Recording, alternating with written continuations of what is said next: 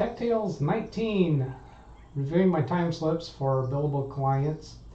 This is Monday morning, May 3rd, 9:09 a.m. I'm recovering maybe from the excitement from yesterday, the session with Carrie Holzman and the technician challenge, I think I called it. And he gave us a really great wild ride. If you haven't had a chance to see that, I'll put a end card at the end of this video that you can click on to go watch that. Very much worth watching. So next time slip. This is the chiropractic office. Tracy, you've heard of her before, and we've got 15 minutes discussing remaining tasks for her new computer. One of which I recall was she has a payroll program that I had overlooked. Now, with Tracy's transition to a new computer, boy, now I had a car going by, now an airplane going by. I don't know how loud he's going to get. But I've got the window open. It's a beautiful morning outside. Very commonly, I would go through an inventory of the software on the computer and figure out what a person is using, and I skip that step with Tracy. I'm very close with these folks, and I know we'd be fine getting through it. But a better way to go about it would be for me to have taken in. Wow, it's Monday morning. Did I not have coffee this morning? No, I did not. I'm tripping all over my words. To take an inventory and get really acquainted with what she does with her computer. But I knew that I was probably going to miss a thing or two, and it wouldn't be a big traumatic deal. So that's the way it went. Then next is the law office. Now I figured out a way to deal with these law office names for you. Lawyers, they practice law, right? So there's a P. Well, if you're practicing law, you're probably going to drive a BMW. Well, those happen to be the letters of these law offices. So one of them I'll refer to as P. That is actually the first letter of the office name. And then B is the first letter of another one, M is the first letter of another one, and W is the first letter of another one. Now, there's a couple other lawyers that I work for that I don't think I've had time slips for them recently. This one is W. And I was talking to one of the, I guess I'd call her a legal paralegal. And her name begins with an R. She informed me in a phone conversation that she's going to be moving out of state. Actually, clear across the country. We're on the West Coast in California. She's moving clear across to the East Coast. And she's still going to be working for W remotely. And so we had some conversation about that. She thought that she was asking if she could take the computer that's in her office now with her to the remote location. I said, no, the way we're doing this with your office is you have to connect remotely to a computer in the office that you can take remote control of. Now, she's already doing that from her home. It's a little bit of a head scratcher how she didn't realize that, although she's never at her computer in her office when she's connecting remotely from home. The split personality thing doesn't work that way. So I guess she didn't really understand that she's remotely controlling her office computer, and her office computer has to be there and has to be on. So I discussed with her about getting a new laptop for her to take with her. The computer that she's working with at home is kind of a not ideal situation that she really needed to get away from. I think she was sharing with the computer with one of her kids for school. Not quite clear on that, but we need a new laptop for her. And that can be kind of a lower end laptop. It doesn't have to be a high end laptop, because when you connect remotely, it's the computer in the office that's actually doing the work. So it'll be kind of a middle of the road computer, probably a manufacturer refurbished. I do a lot of those computers for my clients, have had really, really good results with them. and not at all concerned about not being able to do warranty coverage on computers. Because when I purchased them through Amazon, I've got a period of time with my Prime account to return them if they're not working right. And I've done that a few times, but I don't think I've ever had a computer fail after it passes the time that I'm able to return it to Amazon. And it saves a ton of money. And for the type of work that most of my clients are doing, they're plenty adequate.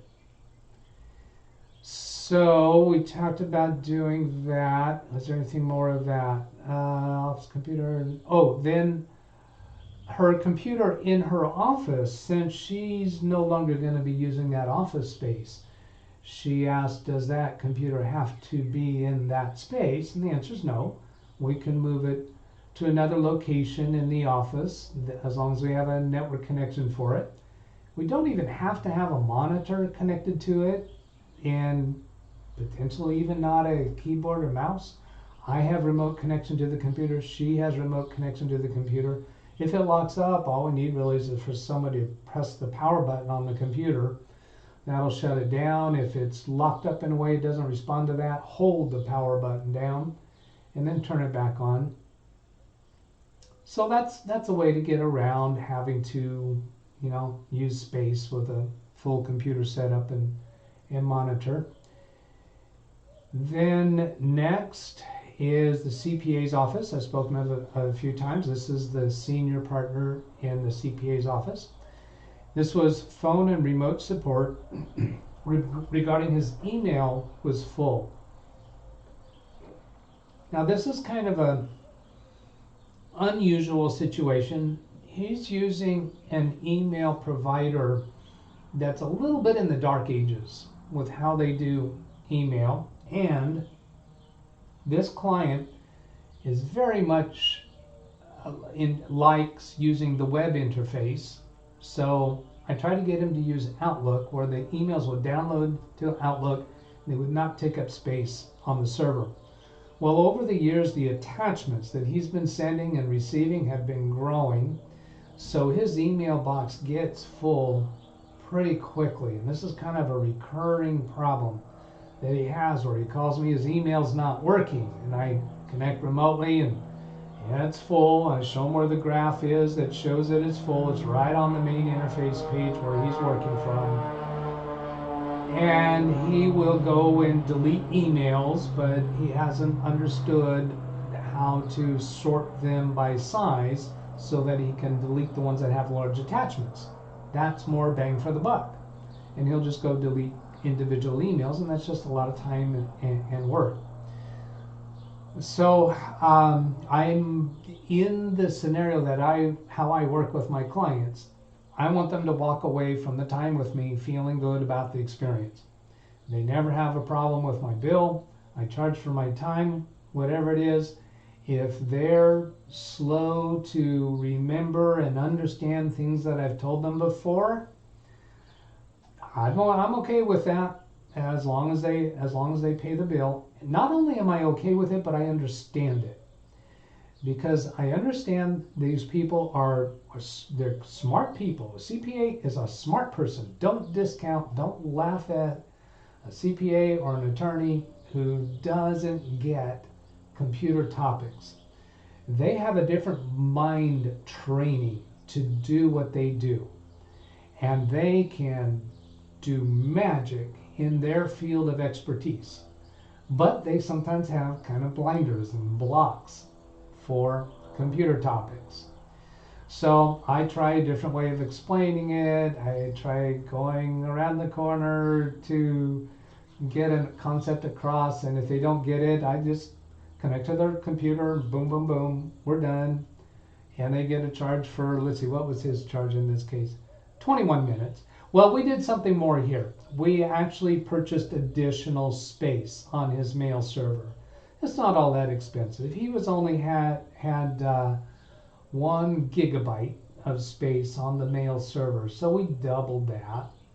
I don't know what it was, $5 a month or something to double it, so he's not going to bump up against that. As frequently. So now there's other people in his office who have also had that issue, and I've been able to get them on Outlook. And even in Outlook, when they're using an older version of Outlook, like a 2010 version, those Outlook mailboxes can get full and they get really sluggish. So I create a second PST file, and periodically we'll take all of their older emails and emails with large attachments and just drag them to that other newer style PST file that can accommodate more growth. So that's a thing that's happening too. Now, there are other solutions to go around it. I know some of you are going to put the solutions in the comments, but this office already has a better solution, because through a recent transition of partnership, the person I refer to as the senior partner was the sole owner. What was that? 2 years ago, a year and a half ago, something like that. And then he took on a partner. And that partner is making some changes in the company. One of the changes is they changed the name. So they got a new domain name, new mail server. They're now with Microsoft 365. So space is no longer a problem. And that old email account that the senior partner, he's got a lot of people out there that still use that address, and he's not ready to give that up.